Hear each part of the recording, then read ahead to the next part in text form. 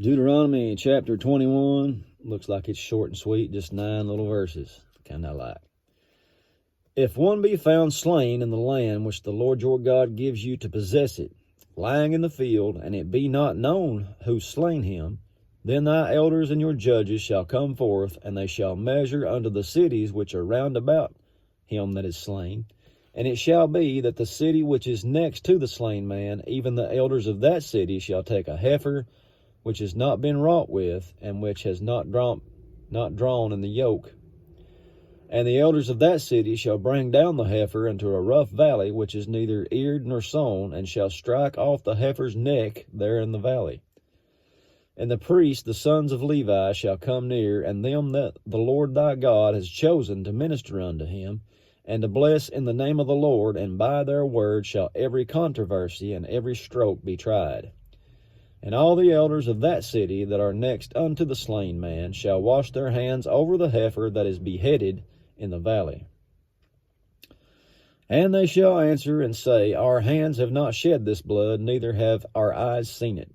Be merciful, O Lord, unto thy people Israel, whom thou hast redeemed, and lay not innocent blood unto thy people Israel's charge, and the blood shall be forgiven them. So shalt thou put away the guilt of innocent blood from among you, when thou shalt do that which is right in the sight of the Lord. Okay, I lied to you here.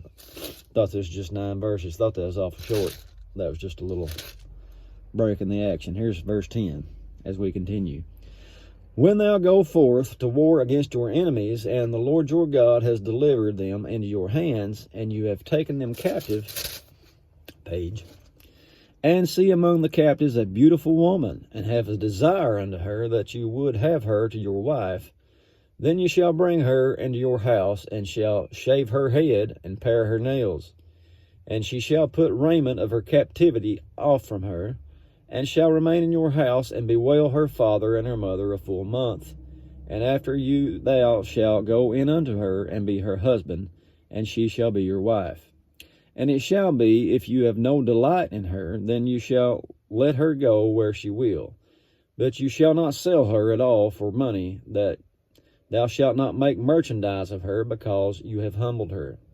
If a man have 2 wives, one beloved and another hated, and you have borne him, they have borne him children, both the beloved and the hated, and if the firstborn son be hers that was hated, then it shall be, when he makes his sons to inherit that which he has, that he may not make the son of the beloved firstborn before the son of the hated, which is indeed the firstborn. Firstborn gets the lion's share of the loot, pretty much. And you're going to be tempted to give it to the son of the woman that you love, not the one that you hate. Even though the firstborn son is for the one you hate, you still got to give him the firstborn inheritance.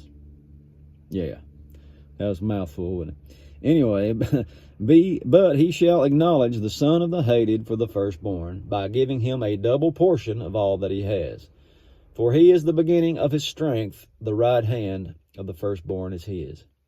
The right of the firstborn is his. I'm struggling this morning.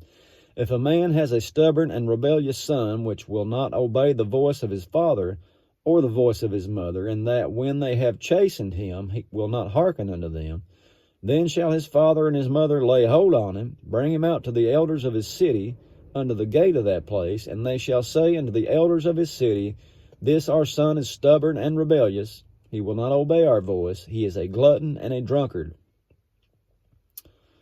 And all men in his city shall stone him with stones that he die.